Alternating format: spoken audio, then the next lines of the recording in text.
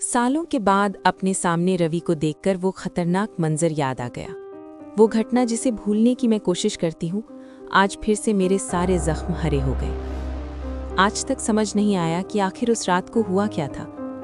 जब मैं 10 साल की थी तभी मेरे पापा का ट्रांसफ़र दिल्ली हो गया था और वहीं के स्कूल में मैं रवि और रिया से मिली थी।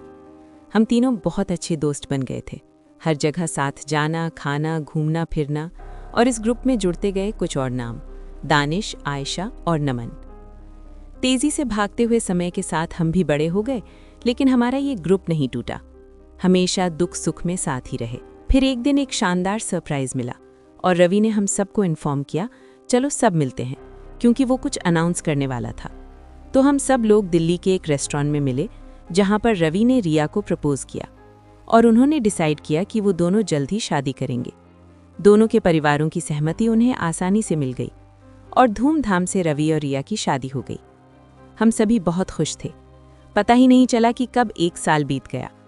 अब हम सभी यानी कि हम 4 दोस्तों ने ये तय किया कि क्यों ना उनकी फर्स्ट मैरिज एनिवर्सरी को बहुत खास बनाया जाए, और इसके लिए सभी की सहमति से हमने चुना हिमाचल का कमलताल, जो कि कसौली के बहुत नज़दीक है। झील के पास एक रिजॉर्ट में हमारे कमरे बुक थे, और क्योंकि ये जगह शहर से बहुत दूर था तो यहाँ पर सुनसानी थी।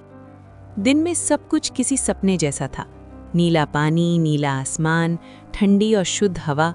खूब हंसी मजाक किया, रील्स बनाई और हर मोमेंट को कैमरा में कैप्चर किया।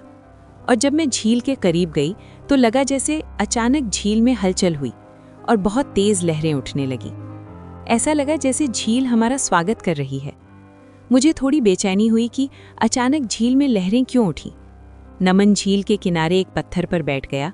अचानक उसने कहा कि चलो आज रात कुछ देर के लिए यहाँ आएंगे। झील चांद की रोशनी में बहुत सुंदर लगेगी और एक नया एडवेंचर होगा। लेकिन मुझे इस ख्याल से भी बेचैनी होने लगी और मैंने मना कर दिया। तभी वहाँ पर कॉफ़ी लेकर वेटर आया और उसने कहा कि कभी कभी यहाँ रात में जंगली जानवर भी आ जाते हैं, इसलिए रिस्क मत लेना, होटल में ही रहना, बाहर मत आना रात को।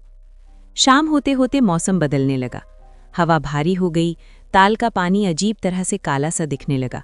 हमने डिनर किया। रात के लगभग 2:15 बजे थे।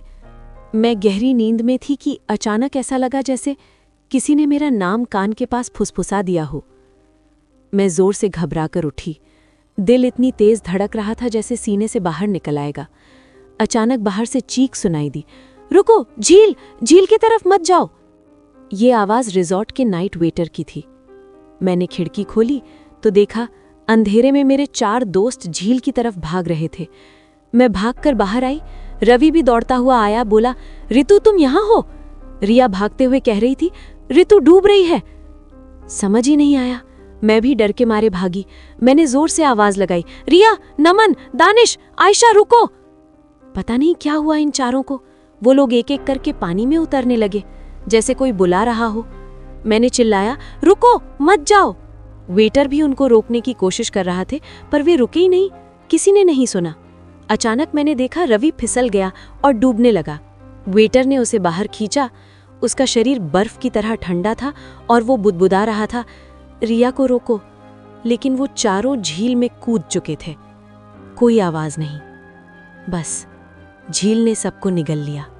मैं, रवि और वेटर बेबस कुछ नहीं कर पाए। रोते रोते रात गुजरी। हमने अपने बचपन के दोस्तों को खो दिया। ये रात हमारी जिंदगी की सबसे खतरनाक याद बन गई। अगली सुबह पुलिस आई, लाशें मिली। लेकिन अजीब बात ये थी, क्या हो गया था ऐसा कि हमारे 4 दोस्तों ने झील में छलांग लगा दी, जैसे मरना उनके लिए सज़ा नहीं, रिहाई हो। होटल का मालिक आया। मैंने उससे पूछा, रात को ये सब क्यों हुआ? वो कांपते हुए बोला, मैडम, मैंने रात को जाने से पहले सबको कॉफ़ी दी थी और बताया था कि कुछ हो जाए रात को होटल के बाहर मत जाना, लेकिन आप सो चुकी थीं। मैं सन्न रह गई। मैंने उसे बताया कि नाइट ड्यूटी वाले वेटर ने रवि को डूबने से बचाया। होटल मालिक ने कहा कि नाइट ड्यूटी में तो कल कोई भी वेटर नहीं था। उसके बाद होटल मालिक ने मुझे एक फाइल दिखाई जिसमें एक लड़के का फोटो था और उसके आगे लिखा था 2020 में डूबने से मौत हुई। होटल मालिक ने बताया कि साल 2020 में कुछ लोगों को बचाते हुए इस वेटर की मौत हो गई थी। तब से ऐसा कहा जाता है कि वो डूबते हुए लोगों को बचाने की कोशिश करता है। ये मेरे लिए किसी सदमे से कम नहीं था। कि डिजिटल युग में आज भी ऐसी घटनाएं होती हैं, इस बात पर मैं कभी यकीन नहीं करती, लेकिन ये सब कुछ मेरे सामने घटित हुआ। बहुत ही भारी मन से हम वापस जाने की तैयारी करने लगे। जाते समय इस कमलताल गांव के बाहर एक शिवजी का मंदिर था। मैं उस मंदिर पर गई, वहां पर जाकर मैं रोने लगी। पुजारी जी ने जो बताया वो और भी चौंकाने वाला था। उन्होंने कहा कि पूर्णिमा के दिन ये झील उन लोगों को बुलाती है जो किसी की मौत का जिम्मेदार हो, और प्राचीन काल से कहा जाता है कि इस झील में एक यक्षिणी रहती है जो बहुत शक्तिशाली है। अगर कोई दुखी इंसान जिसके साथ बहुत अन्याय हुआ हो इस झील में जाकर इस यक्षिणी से न्याय की गुहार लगाए या आत्महत्या कर लेता है, उसे ये देवी कभी माफ नहीं करती और उसे यहाँ अपनी शक्ति से बुलाती है। ये सुनकर मेरे कानों पर विश्वास ही नहीं हुआ। लेकिन मेरे दोस्तों ने तो कुछ भी नहीं किया था। क्या उनके साथ कोई अन्याय हुआ था?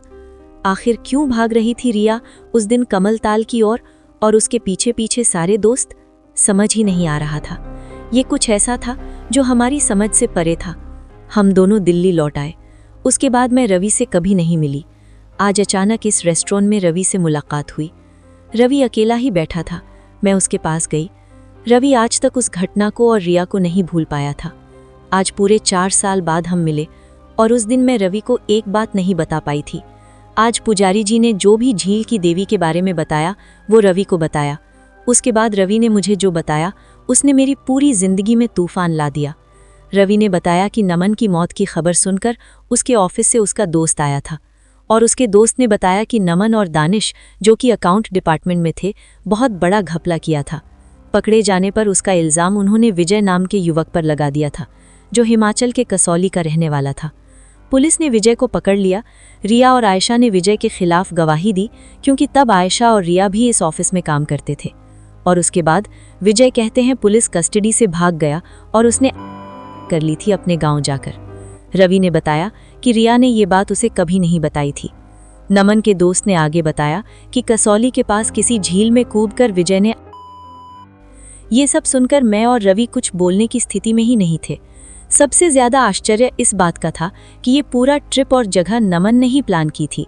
रिया और दानिश ने जोर देकर कहा था कि हाँ, वहीं चलते हैं।